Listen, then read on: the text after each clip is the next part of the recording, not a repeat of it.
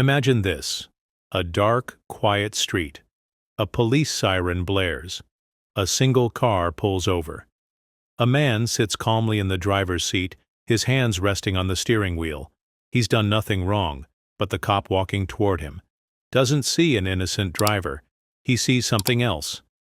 And within minutes, he's going to make the worst mistake of his life. Officer Kyle Peterson was having a bad night. His shift had been boring, nothing but routine stops and paperwork, but then he saw it. A black luxury car, cruising too slowly. Suspicious. At least, that's what he told himself. Without hesitation, he flipped on his sirens. The car pulled over immediately. No hesitation. No sudden movements. But that didn't matter to Peterson. As he stepped out of his cruiser, he already had a narrative in his head. This guy was up to something. Peterson swaggered up to the car window, tapping on the glass harder than necessary. The driver, a tall, well-dressed black man, rolled it down calmly. "Evening, officer. What's the problem?" That set Peterson off instantly. Not the words themselves, but the tone. Too confident. Too composed. Most people stammered, scrambled for their license, acted afraid. This guy, completely unbothered, and Peterson hated that. License and registration, now. The man reached into his glove compartment, moving slowly and deliberately. But Peterson's hand already hovered near his holster. Because in his mind, this wasn't just a traffic stop anymore. This was about control. As the driver handed over his documents, he did something Peterson didn't expect. He asked a question. "Officer, can you tell me why I was pulled over?" Peterson's eyes narrowed. Challenge. He leaned in closer, gripping the doorframe. "You don't get to ask questions. You do as you're told." But the driver didn't flinch, didn't shrink back. Instead, he just smiled. A calm, knowing smile. Like he already knew how this was going to end, and that only made Peterson angrier. "You got a problem, boy?" Peterson sneered. The smile faded, and for the first time the driver spoke in a voice that sent chills down Peterson's spine. "Watch your tone, officer." That was it. That was all it took. Peterson saw red. His authority had been questioned, his power challenged, and instead of following protocol, he decided to teach this man a lesson he'd never forget. Officer Kyle Peterson had a problem, not with crime, not with keeping the streets safe, but with power. And right now, he felt like he didn't have enough. The man sitting in the driver's seat, calm, unshaken, unafraid, wasn't playing along. And that infuriated him. Peterson yanked the door open. "Step out of the car," he barked. The driver raised an eyebrow, moving slowly, his hands always visible. "Officer, I'm complying," he said. "There's no need for aggression." But Peterson wasn't listening, because this wasn't about compliance, it was about dominance. "Step out. Now." The man sighed, like he had seen this exact situation before, then unbuckled his seatbelt and stepped out onto the pavement. He stood tall, broad shoulders squared, exuding an air of authority that Peterson couldn't stand. Because suddenly, Peterson didn't feel like the one in charge anymore. And that was unacceptable. "Turn around." "Hands on the car," Peterson snapped. The driver's eyes narrowed slightly. "Am I being arrested?" "You're resisting." A slow breath. A tense moment. Then, he turned. Did exactly as Peterson said. No sudden movements. No defiance. Just compliance. But for Peterson, that still wasn't enough. A sudden burst of anger surged through Peterson. This guy was too calm, too in control. So he did something that would ruin his life forever. He stepped forward and kicked the man's legs out from under him, hard. The driver stumbled forward, catching himself against the car. The street fell silent. Peterson's pulse thundered in his ears. This was it. This was the moment the driver would break down, get scared, submit. But instead, the man turned his head slightly, just enough to lock eyes with Peterson, and in his gaze, pure, icy rage, not fear, not panic, just controlled, deadly calm. Peterson's stomach twisted. because in that instant, he knew he had screwed up. A low, measured voice cut through the air. "Officer Peterson." It wasn't a question. It wasn't a plea. It was a warning. And then, the words that changed everything. "You have just assaulted the director of the FBI." Peterson froze. The blood drained from his face. The world around him seemed to tilt. The driver, the man he had just kicked to the ground, was not some random civilian. He was one of the most powerful law enforcement officers in the country. And Peterson had just made the biggest mistake of his life. The words hung in the air like a gunshot. "You have just assaulted the director of the FBI." Officer Kyle Peterson felt his stomach drop. For a second, he thought he had misheard. For a second, he thought maybe this was some kind of sick joke. But when the man turned fully around, standing tall, despite the assault, Peterson saw something that made his blood run cold. Absolute authority. This wasn't just some guy. This wasn't a man he could push around. This was a man who had power beyond anything Peterson could comprehend. And suddenly, Peterson wasn't the one in control anymore. The air was dead silent. Peterson's mind raced. This had to be a lie, right? How could the FBI director, be standing on this random street in the middle of the night? But then, his radio crackled. "Dispatch to Unit 12. Do you require backup?" The director's eyes flickered toward Peterson's radio. Then, he did something unexpected. He reached into his jacket. Peterson's hand shot to his gun. "Stop right there," he barked, heart hammering. But the director, he didn't even flinch. He calmly pulled out a leather badge holder. Flipping it open, FBI. Not just any FBI badge. Director of the Federal Bureau of Investigation. The official gold. Seal gleamed under the streetlight. Peterson's knees nearly buckled. This was real. He had just kicked the most powerful law enforcement officer in the country. And now, there was nowhere to run. Before Peterson could even process his mistake, the director's voice cut through the silence. "Officer Peterson, you are now under investigation for excessive force, abuse of power, and civil rights violations." Peterson's lungs squeezed tight. No, wait, I didn't." The director took a slow, deliberate step forward. "You didn't what?" he asked, his voice smooth. "Dangerous. You didn't think I mattered? You didn't think anyone would believe me? You didn't think your badge would ever be questioned?" Peterson had no answer, because for the first time in his career, his badge wouldn't protect him. And as that realization sank in, his mouth went dry. Then, the sound of approaching sirens. Backup. But not for him. For the director. Flashing lights flooded the street. 2 black SUVs pulled up, FBI agents stepping out immediately. Their faces were stone cold. Peterson's entire body went stiff as they walked toward him. This was it. He had lost everything. But before he could even react, the director spoke again, his voice quieter this time. "You have about 7 minutes before those agents take you into custody." Peterson blinked, confused. "Whoa, what?" The director checked his watch. "That's how long you have before your career, your pension, and everything you thought you had power? Over is gone." A slow, dangerous smirk crossed his face. "You should use that time wisely." Peterson couldn't breathe, because for the first time in his life, he was the one with no power, and it was terrifying. 7 minutes. That was all the time Officer Kyle Peterson had left. 7 minutes before the FBI agent standing in front of him put him in handcuffs. 7 minutes before his entire career, his reputation, and his future vanished. And in those 7 minutes, all he could feel was pure panic. Peterson's brain scrambled for a way out. There had to be something. He could say, some excuse, some loophole, anything. He turned to the director, his face pale. "Sir, listen. I thought you were reaching for a weapon," Peterson stammered. The director just raised an eyebrow. "A weapon?" He took a slow step forward, his voice steady and cold. "You mean this?" He held up his FBI badge.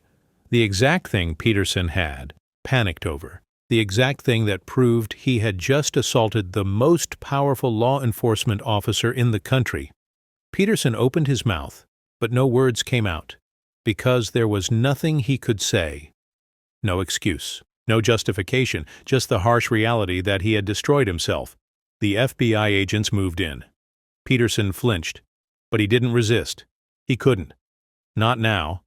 Not when he was about to be cuffed in the very same way he had done to so many others. You are under arrest for assault, abuse of power, and excessive force, one of the agents said. Peterson's arms were wrenched behind his back. The cold steel of handcuffs snapped around his wrists. And just like that, he wasn't an officer anymore. He was just another criminal. Fallen cop. A disgraced man who thought he was untouchable. As the FBI loaded Peterson into the SUV, his own police chief arrived on the scene. A stocky man with a deep scowl, Chief Reynolds took one look at the situation and knew this was a PR nightmare. He marched up to the director. "Look, we can handle this internally," Reynolds said, sweat forming at his brow. The director gave him a sharp, humorless smile. "Oh? Like how you handled all his past complaints?" Reynolds froze. Peterson's heart sank. "Wait, what complaints?" The director's expression turned serious. "You think this is just about tonight?" he asked. "We have a full report on Peterson. Years of misconduct buried by your department." The chief's face went red. The director held up a hand. "Save it." Then he turned toward the FBI agents. "Make sure this one gets special treatment." "No deals, no favors." Peterson's mouth went dry, because in that moment he realized there was no getting out of this. Within hours, the news exploded. Breaking. Police officer arrested for assaulting FBI director, corrupt cop exposed. Shocking body cam footage. Released department under investigation for covering up. Years of abuse. Peterson's face was everywhere. The footage of him kicking the FBI director played on every major news channel. And the public? They wanted blood. Thousands demanded that Peterson be charged to the fullest extent of the law. And his department? They turned their backs on him instantly. Just like that, the same system that had protected him for years had discarded him, because now he was a liability. Kyle Peterson sat in a cold gray holding cell, staring at the wall. Just 24 hours ago, he had been a respected officer, patrolling the streets, controlling people with a badge and a gun. Now, he was nothing. His gun? Gone. His badge? Stripped away. His power? Completely erased. And worst of all, the whole world knew it. The moment the FBI director's identity was revealed, the case exploded nationwide. News outlets ran the footage on repeat. The body cam, the dash cam, and eyewitness videos. Disgraced cop assaults FBI director in power trip gone wrong. Department under investigation for hiding prior complaints. Corrupt officer exposed. Will this be a turning point in law enforcement reform? Millions of people watched as Peterson kicked the wrong man. And the public wasn't just angry. They wanted justice. For years, Peterson had been protected. His previous complaints of excessive force buried. His racial profiling reports ignored. His harassment of innocent civilians swept under the rug. But now he was an embarrassment. The police department issued a cold, carefully worded statement. "We take these allegations seriously and are fully cooperating with federal authorities. Officer Kyle Peterson has been placed on indefinite leave pending an internal review." Translation: We're done with him. Peterson was officially charged with assault on a federal officer, excessive use of force, civil rights violations, and the biggest charge of all, obstruction of justice, for filing false reports about what happened. This wasn't just a disciplinary hearing. This was a criminal case. And Peterson? He wasn't just facing fired and move on consequences. He was facing years in federal prison. The courtroom was packed. News cameras lined the hallways. Protesters chanted outside. And then, the moment everyone was waiting for, the FBI director himself stepped up to testify. He walked in calm, composed, and completely in control. Peterson, sitting at the defendant's table, couldn't even look. At him. The prosecutor approached the stand. Sir, can you please state your name and title for the record? The director nodded. James R. Calloway, Director of the Federal Bureau of Investigation. His voice was deep, steady, and filled with authority. The jury leaned in. Director Calloway, can you describe what happened on the night in question? Calloway folded his hands. I was stopped by Officer Peterson without probable cause. I complied fully. I asked one question, why I was being pulled over. He paused, his sharp eyes flicking toward Peterson. For that, I was kicked to the ground like a criminal. Murmurs rippled through the courtroom. The prosecutor nodded. And in your professional opinion, was there any reason, any at all, for Officer Peterson to use force against you? Calloway's expression hardened. None. The prosecutor turned to the jury. No further questions. Peterson's lawyer was sweating bullets.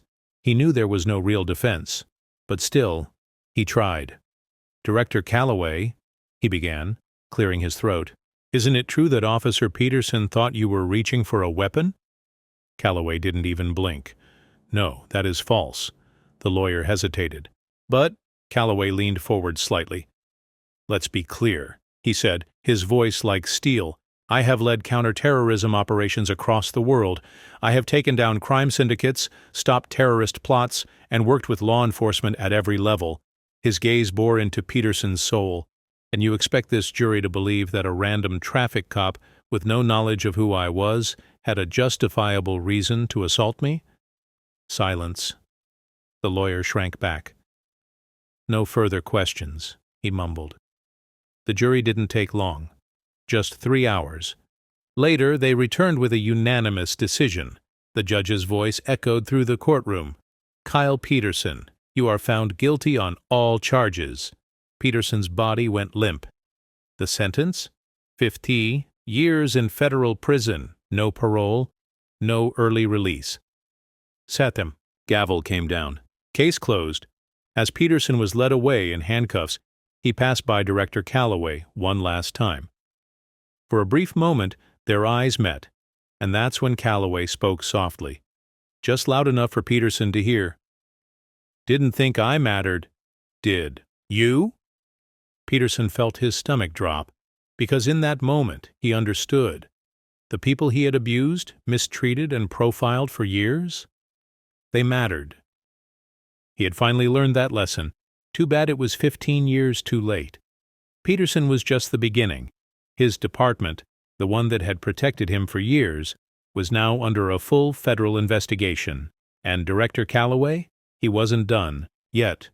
He started a national task force focused on rooting out corrupt officers, unjust policing practices, departments that bury complaints. Police departments across the country change their policies. Laws were passed, making it harder for officers like Peterson to get away with abuse. And the biggest change? More civilians knew their rights. They knew that just because someone wears a badge doesn't mean they're above the law. Months later, Director Calloway stood in front of a room full of young FBI recruits.